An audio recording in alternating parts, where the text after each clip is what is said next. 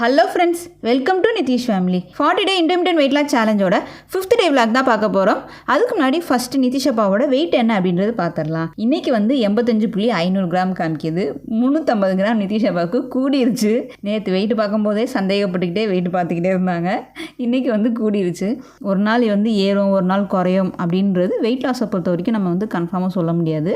ஆரம்பித்த ஒரு 4-5 நாளைக்கு வந்து சில பேருக்கு குறையவே குறையாது, அப்படியே ஸ்டஃபானா நின்றுக்கிட்டே இருக்கும். ஒரு 10 நாள் கழிச்சு தான் லைட்டாக அவங்க உடம்புல ஒரு சின்ன சின்ன மாற்றங்கள் தெரிய ஆரம்பிக்கும். அதனால் எந்த ஒரு விஷயத்தையும் தளராமல் விடாமல் கண்டினியூவாக ஃபாலோ பண்ணுங்கள். செம்ம ரிசல்ட் கிடைக்கும். வாங்க இன்றைக்கி என்னென்ன சாப்பிட்டாங்க அப்படின்றது பார்த்துடலாம். இன்றைக்கி காலையில் நாங்கள் குடும்பத்தோடு வெளியே வாக்கிங் போயிட்டோங்க. எங்கள் வீட்டில் 3 சைக்கிள் இல்லை, அதனால் நான் வாக்கிங் போயிட்டேன். நிதிஷ் அப்பாவும் வந்து சைக்கிளிங் பண்ணாங்க. நான் வந்து கொஞ்சம் 5:45 வாக்கிங் கிளம்பிட்டேன். இவங்க பின்னாடியே 6:30 மேலாம் சைக்கிள் வந்து எடுத்துகிட்டு வந்தாங்க. ஸோ இன்றைக்கி காலையில் எப்பயும் போல் என்னோடய 10,000 ஸ்டெப்பை நான் ஃபினிஷ் பண்ணிட்டேன். அவங்க வந்து 10 கிலோமீட்டர் கிட்டத்தட்ட ஒரு 1 ஹவருக்கு சூப்பராக அவங்களும் சைக்கிள் ஓட்டிட்டாங்க. ஸோ நாங்கள் நிதிஷ்க்கு ஏதாவது ஒரு ஆக்டிவிட்டி பண்ணணும் அப்படின்றதுனாலேயே காலையில் எழுந்துச்சி கொஞ்சம் நல்லா பிரிஸ்காக சைக்கிள் ஓட்டிட்டு வந்துட்டோம் அப்படின்னா ஒரு 8 மணிக்கு படிக்க உட்கார கரெக்டாக இருக்கும். ஸோ கொஞ்சம் நேரமாக படிக்க, கொஞ்சம் நேரம் விளையாட, அந்த மாதிரி ஒவ்வொரு ஆக்டிவிட்டி பண்ணால் தான் கொஞ்சம் வந்து பசங்களும் பிரிஸ்காக இருப்பாங்க. ஸோ காலையிலே வந்து இன்றைக்கி என்னோடய கலோரியை நான் பேன் பண்ணிட்டேன். காலையில் மணி இன்றைக்கி 8 ஆயிடுச்சு. வாக்கிங் போயிட்டு வர கொஞ்சம் லேட் ஆயிடுச்சு. 1/4 கிளாஸ்க்கு நெல்லிக்காய் ஜூஸும் 3/4 கிளாஸ்க்கு வெந்நி தண்ணி ஊற்றிக்கோங்க. காலையில் ஃபஸ்ட்டாக நான் எடுக்கிறது நெல்லிக்காய் ஜூஸ். மணி வந்து 8 ஆகுது. மணி 8:30 ஆகுது. நான் வந்து வாட்டர்மெலன் ஒரு 400 கிராம் கிட்ட இருக்க அளவுக்கு எடுத்துக்கிறேன். அதுக்கப்புறம் எப்பயும் போல் முளை கட்டின பச்சைப்பயிறு வந்து 50 கிராமும், கருப்பு உலர்ந்த திராட்சை, அத்திப்பழம், பாதாம் பருப்பு ஊற வச்சதாக எடுத்துக்கிறேன். ஸோ ஃபஸ்ட்டு மீலாக நான் எடுக்கிறது இதுதான். நிதிஷ் அப்பா காலையில் ஃபஸ்ட்டு மீலாக எடுக்கிறது. மணி வந்து 10:20 ஆகுது. 2 சப்பாத்தி எடுத்துக்கிறாங்க. இது வந்து 57 கிராம் தான் இருக்குது. கிராம் வெயிட் போட்டு எடுங்க. சின்ன சப்பாத்தியாக 2 சப்பாத்தி. அதுக்கப்புறம் தக்காளி தொக்கு மாதிரி செஞ்சுருக்கேன், அது ஒரு 100 கிராம். முளைக்கட்டின பச்சைப்பயிறு ஒரு 50 கிராம் கிட்ட எடுத்துருக்காங்க. ஒரு ஆம்லேட் எடுத்துருக்காங்க. ஏற்கனவே ஒரு 10 மணிக்கு வந்து ஆம்லா ஜூஸ் எடுத்துக்கிட்டாங்க. ஃபஸ்ட்டு மீலாக அங்கே 10:30க்கு எடுக்கிறது இதுதான். மிட் மார்னிங் ஸ்நாக்ஸாக நிதிஷ் அப்பா எடுத்துக்கிறது சின்னதாக ஒரு ஆப்பிள் எடுத்துக்கிறாங்க. நான் வந்து சின்னதாக ஒரு கொய்யாப்பழம் எடுத்துக்கிறேன். மத்தியான சாப்பாடு நிதிஷ் அப்பா எடுக்கிறது மணி வந்து 1 மணிக்கு கரெக்டாக எடுக்கிறாங்க. சாப்பாடு அப்படின்றது 150 கிராம் கிட்ட எடுத்துருக்காங்க. கருணக்கிழங்கு புளிக்குழம்பு தான் வச்சுருந்தேன், அதுவும் அதே அளவு தான் எடுத்துக்கிட்டாங்க. ஸோ முட்டைக்கோஸ் பொரியலும் இன்றைக்கி வந்து ஒரு வஞ்சம் தான் வச்சுருந்தேன். முட்டைக்கோஸ் பொரியல், அதுக்கப்புறம் ஆம்லேட். எப்பயும் போல் ஒரு முட்டை சேர்த்துக்கிட்டாங்க. ஸோ கொஞ்சம் அவங்களுக்கு ப்ரோட்டீன் சேர்த்துக்கலாம். நம்மளுக்கு தான் ப்ரோட்டீன் சேராது, பட் அவங்களுக்குலாம் எந்த விதமான பாதிப்பு இல்லை. அதனால் கொஞ்சமாக ப்ரோட்டீன் வந்து இன்க்ரீஸ் பண்ணிக்கலாம் அப்படின்ட்டு தான். ஸ்நாக்ஸாக கொஞ்சமாக வேர்க்கடலை எடுத்துக்கிறாங்க. ஒரு 25 கிராம் இருக்கிற அளவுக்கு வேர்க்கடலை எடுத்துருக்காங்க. வேர்க்கடலை ப்ரெக்னென்சி ட்ரை பண்ணுறவங்களாம் டெய்லி இந்த கிண்ணத்துக்கு ஒரு கிண்ணம் எடுத்து சாப்பிட்டுக்கோங்க. ஏன்னா நம்ம ஹீமோக்ளோபின் இன்க்ரீஸ் பண்ணுறதும் சரி, கருமுட்டை வளர்ச்சிக்கும் வேர்க்கடலை ரொம்ப ஹெல்ப்ஃபுல்லாக இருக்கும். ஸோ டெய்லி எடுத்துக்கோங்க. நான் 4 மணிக்கு எடுத்துக்கிறது ஜூஸு தான் எடுத்துக்கிறேன். இது வந்து வெள்ளரிக்காய், ஒரு 1/2 வெள்ளரிக்காய் மீதி இருந்தது. மத்தியானம் 1/2 வெள்ளரிக்காய் தான் சாப்பிட்டான். ஸோ வெள்ளரிக்காய், தண்ணிப்பழம், இஞ்சி, எலுமிச்சம்பழம், புதினா, கொத்தமல்லி எல்லாம் சேர்த்து அரைச்சிருக்கேன். ஸோ ஜூஸ் ஏற்கனவே நான் போட்டிருக்கேன். 1 டேயில் 1 kg வெயிட் குறைக்கிறதுக்கு ஒரு 3 வேளைக்கு இந்த ஜூஸ் குடித்தா செம்ம ரிசல்ட் கிடைக்கும் அப்படின்ட்டு. உடனே வெயிட் ஏறினவங்களுக்கு வெயிட் குறைக்கிறதுக்கு இந்த ஜூஸ் ரொம்ப ஹெல்ப்ஃபுல்லாக இருக்கும். வயிறு உபிஷமாக ஒரு மாதிரி ரொம்ப வயிறு புடச்சிக்கிட்டு இருக்கு அப்படின்ற போது இந்த மாதிரி ஜூஸ் எடுத்து குடித்தாலும் நல்லாயிருக்கும், செம்ம ரிசல்ட்டு கிடைக்கும். நான் வந்து லாஸ்ட் மீலாக எடுக்கிறது இந்த ஜூஸாக எடுக்கிறேன். 4:30க்கு நான் எடுக்கிறது என்னோடய ஃபேட் கட்டட் ட்ரிங்க் தான் எடுக்கிறேன். நான் கடைசியாக எடுக்கிறது 4:30க்கு ஃபேட் கட்டட் ட்ரிங்க் கூட ஃபினிஷ் பண்ணிக்கிறேன். நல்லா சூடாக எடுத்து குடிங்க. 5:30க்கு கடைசி மீலாக அவங்க எடுத்துக்கிறது வாட்டர்மெலனும் கொய்யாப்பழம் தான். கொய்யாப்பழம் வந்து ஒரு 2 கொய்யாப்பழம் மீடியம் சைஸில் இருக்குது. அதுக்கப்புறம் வாட்டர்மெலன் வந்து ஒரு 300-350 கிராம் அளவுக்கு எடுத்திருக்காங்க. ஸோ இன்றைக்கி மார்னிங்லேயும் ஆஃப்டர்நூன்லேயும் கொஞ்சம் நல்லா ஃபில்லிங்காக சாப்பிட்டனால கடைசியாக வந்து கலோரி அப்படின்றது இந்த அளவுக்கு தான் இருந்தது. பழங்கள் எடுக்கிற அளவுக்கு கொஞ்சம் கம்மியாக கொண்டு வந்திருக்கேன். இந்த மாதிரி தான் அவங்க வந்து ஃபாலோ பண்ணணும் அப்படின்னு சொல்லிட்டு மாற்ற சொல்லியிருக்காங்க. ஏன்னா பழங்கள் கண்டிப்பாக ஒரு வேளை வேணும். ஏன் அப்படின்னா அவங்களுக்கு கான்ஸ்டிபேஷன் ப்ராப்ளம் வராமல் இருக்கிறதுக்கு தான் மெயினாக வாழைப்பழம், தண்ணிப்பழம், கொய்யாப்பழம் இதெல்லாம் ஒரு வேளை எடுத்துக்கிட்டீங்க, இல்லை ஸ்நாக்ஸாக எடுத்துக்கிட்டீங்க. 2 வேளை ஸ்நாக்ஸும் ஒன்று பழங்கள் எடுத்துக்கோங்க, இல்லை ஒரு வேளை சாப்பாடு வந்து ஃப்ரூட்ஸாக எடுத்துக்கிட்டீங்க டயட்டில் அப்படின்னா ஸோ கான்ஸ்டிபேஷன் அப்படின்ற ஒன்று இருக்காது. ஸோ ட்ரை பண்ணி பாருங்கள்.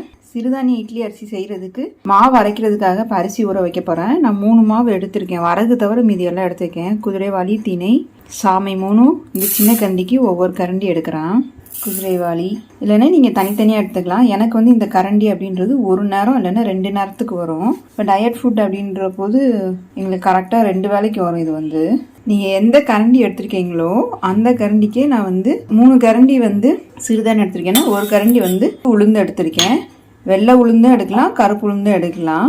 3:1 ரேஷியோவில் எடுத்துருக்கேன். எப்பவுமே நான் 4:1 தான். இந்த 3:1 எடுத்துகிட்டு ஒரு ரேஷியோ வந்து அவல் போட்டுக்குவேன், வெள்ளை அவல். அது என்னென்னா உங்களுக்கு நல்லா சாஃப்டாக வரும். ஆப்பம் சுட்டாலும் சரி, இட்லி, தோசை, பணியாரம் எல்லாத்துக்குமே நல்லா சாஃப்டாக வரும்.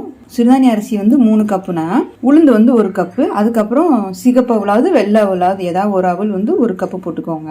அரிசிக்கு பதிலாக அவல் சேர்த்துக்கோங்க, இன்னும் கொஞ்சம் சத்து தான் நம்மளுக்கு. நல்லா கழுவிட்டு வந்துடுறேன்.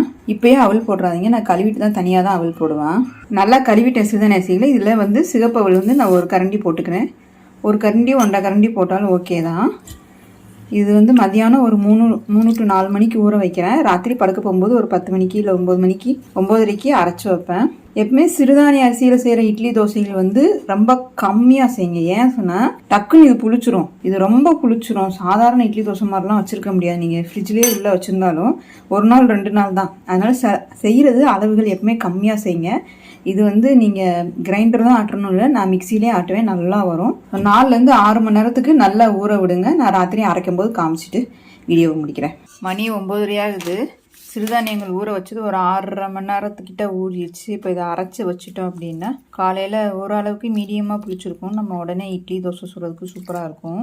இந்த தண்ணியை கூட எடுத்து வச்சு ஃபேஸ் வாஷ் பண்ணுறதுக்கு, நம்ம குளிக்கும் போது அப்படியே யூஸ் பண்ணிக்கலாம். தலையில் ஊற வச்சு அலசிட்டு கூட நீங்கள் குளிக்கலாம். சிறுதானிய அரிசி, சிகப்பரிசி எல்லாமே சத்து தான். மாவு அரைக்கும் போது வேறு தண்ணி வேணாம். நான் ஊற வச்சதே நல்ல தண்ணி தான் ஊற வச்சுருப்பேன். தண்ணி வேணும் அப்படின்னா இந்த தண்ணியை தான் யூஸ் பண்ணிக்குவேன். அரைக்கும் போதே தேவையான அளவுக்கு போட்டுருங்க. நான் ஸ்டார்டிங்கில் அரைக்கும் போது தேவையான அளவுக்கு போட்டுருவேன். நல்லா மையாக அரைக்கணும். ஒரு சிலர் நொரன்னு அரைப்பாங்க, பட் ஆனால் நான் கொஞ்சம் மையாக தான் அரைப்பேன். அரைச்சாச்சு. நான் கம்மியான மாவு போட்டதுனால டக்குன்னு அரைச்சிட்டேன். சிறுதானிய மாவுகள் ரெடி ஆயிடுச்சு. ரொம்பையும் தண்ணியாக இல்லை, அது மாதிரி ரொம்பையும் கெட்டியாக இல்லை, ஓரளவுக்கு மீடியமாக இருக்கும். நல்லா புளிக்கும்போது சூப்பராக வந்துடும். மாவில் ஏற்கனவே அரைக்கும் போதே நான் உப்பு போட்டுட்டேன். நம்ம உப்பு போடணுன்னு அவசியம் இல்லை. நல்லா 8லேருந்து 10 மணி நேரம் புளிக்கட்டும். காலையில் நான் காமிக்கிறேன். ஸோ 8 மணிக்கு தான் சமைக்க ஆரம்பிப்பேன் நான். அப்போ வந்து எந்த அளவுக்கு புளிச்சிருக்கு அப்படின்றது காமிக்கிறேன். இப்போ புளிக்கட்டும் மாவு. பாத்திரத்தெல்லாம் கழுவி எல்லாம் க்ளீன் பண்ணி கிச்சன் வேலையெல்லாம் முடிச்சாச்சு. மணி வந்து 9:45 ஆகுது. கரெக்டாக 10 மணிக்கு நான் தூங்க போயிடுவேன். ஸோ எப்பவுமே தூங்குறதுக்கு ஒரு 1/2 மணி நேரத்துக்கு முன்னாடி எந்த விதமான ஒரு கேட்ஜெட்டும் பார்க்காதீங்க. செல்ஃபோனு அந்த மாதிரி பார்க்காதீங்க. அது வந்து என்னென்னா நம்ம தூக்கத்தை கெடுத்துரும். நல்லா தூக்கம் வர்றது கூட. நான் கடைசியாக 1-2 வீட்டு வேலையில இருந்தால் வீட்டு வேலை செஞ்சுட்டு போவேன். அப்படி இல்லைன்னா புக்கு படிக்கிறது. எனக்கு ரொம்ப தூக்கமே வரலக்கா ராத்திரி அப்படின்னா புக்கு படிங்க, நல்லா தூக்கம் வரும். நல்ல புக்காக படிங்க, அது மெயின் விஷயம். எங்கள் வீட்டில் பசங்க தூங்கவே மாட்டேங்கிறாங்கக்கா, 11 மணி வரைக்கும் முடிச்சுக்கிட்டே இருக்காங்க அப்படின்றவங்களுக்கு நீங்கள் ஸ்டோரி புக் ரீட் பண்ணுங்க. அப்படி இல்லைன்னா படிக்கிற பாட புஸ்தகத்தை எடுங்கன்னு சொல்லுங்களேன். நிதிஷ்லாம் அடுத்த செகண்ட் தூங்கிடுவாங்க. அது என்னன்னு தெரியல. புஸ்தகம் தெர்றா, படிடா, தூக்கம் வரலையா, சரி வா 9 to 10 படிக்கலாம் அப்படின்னா சொன்னால் போதும், நிதிஷ் தூங்கிடுவான். புக் ரீடிங் அப்படின்றது நைட்டு படுக்க போகிறதுக்கு முன்னாடி அவ்வளோ மைண்ட் ரிலாக்ஸாக இருக்கும். குழந்தைங்களுக்கும் சரி, பெரியவங்களுக்கும் சரி, ட்ரை பண்ணி பாருங்கள். நிதிஷ் அப்பா நைட்டு வந்து ஃபேக்டரி ட்ரிங்க் எடுக்கலைன்னா வெளியே போயிட்டாங்க. அதனால் அவங்க ஹாட் வாட்டர் மட்டும் ஒரு 7-8 மணிக்கு எடுத்து குடிச்சிக்கிட்டாங்க. ஸோ சாப்பாடு படிப்பு அப்படின்னா போகுது வீட்டில். அதனால் எந்த விளாக் அப்படின்றது கொஞ்சம் பெருசாக இருக்காது, சிம்பிளாக தான் இருக்கும். இன்றைக்கி என்னோட டயட் வந்து நிதிஷப்பா டயட் ஒர்க் அவுட் சூப்பராக நாங்கள் ஃபினிஷ் பண்ணிட்டோம். சாயந்தரம் நான் கொஞ்ச நேரத்துக்கு ஒரு 1/2 hour கிட்ட எக்ஸசைஸ் பண்ணேன். பட் ஆனால் வீடியோ எடுக்க மறந்துட்டேன். ஏன்னா டைம் டக்குன்னு கிடைக்குமா, அதனால வந்து நான் கடகடன்னு பண்ண ஆரம்பிச்சிடும். எந்த டைம் கிடைக்குதோ அதில் வந்து நம்ம பண்ணணும் அப்படின்ற ஒரு இதுதான். கிடைக்கிறதே ஒரு 1/2 hour அப்படின்ற போது அதை விட்டுறல நான். ஸோ சின்ன சின்ன மைல்டாக எக்ஸசைஸை பண்ணுங்க. அப்படின்னா தான் டெய்லி ஒரு 1/2 hour பண்ணாதான் அந்த பெயின் வந்து இருக்காது. என்னால் டெய்லி பண்ணால் ஓவர் பெயினாக இருக்குக்கா, ஓவர் வெயிட் இருக்கவங்க அப்படின்றவங்க ஒரு நாள் வாக்கிங் போங்க. வாக்கிங் டெய்லி போங்க, ஒன்றும் பிரச்சனை கிடையாது. ஆனால் எக்ஸசைஸ் கூட ஒரு நாள் விட்டு ஒரு நாள் திங்கக்கிழமை பண்ணுறது, செவ்வாய்க்கிழமை விட்டுட்டு புதன்கிழமை பண்ணுறது, அந்த மாதிரி பண்ணுங்க. அது நல்ல ரிசல்ட் கிடைக்கும் உங்களுக்கு. ஸோ ஸ்டார்டிங்கில் பண்ணுறவங்க அந்த மாதிரி ஒரு நாள் விட்டு, இல்லை வாரத்தில் 3 நாள், வாரத்தில் 4 நாள் அந்த மாதிரி பண்ணுங்க. அப்புறம் கொஞ்சம் கொஞ்சமாக இன்க்ரீஸ் பண்ணிகிட்டே போங்க. உங்களுக்கு வந்து ஃபேட் லாஸ் இருக்கும். நம்ம பாடியோட ஸ்ட்ரக்சர் சேஞ்ச் ஆகுறது அப்போ தாங்க கிளியராக தெரியும். ட்ரை பண்ணி பாருங்கள். இப்போ இந்த வீடியோவை இதோட முடிச்சு கொள்கிறேன். மீண்டும் நாளை சந்திக்கலாம்.